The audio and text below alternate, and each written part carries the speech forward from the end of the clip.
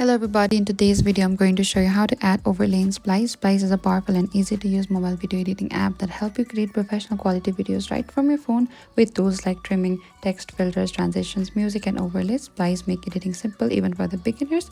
Now let's learn how to add an overlay in the Splice. First you need to open your Splice and create a project, or you can simply go to the draft if you want to select any of the draft here.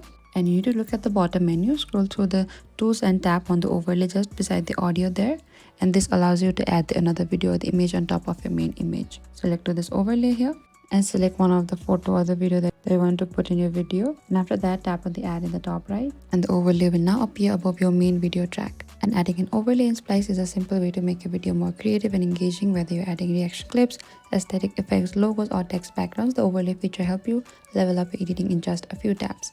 Thank you for watching this video. Don't forget to like, share, and if you have any queries or confusion, please comment down and we will reach out to you very soon.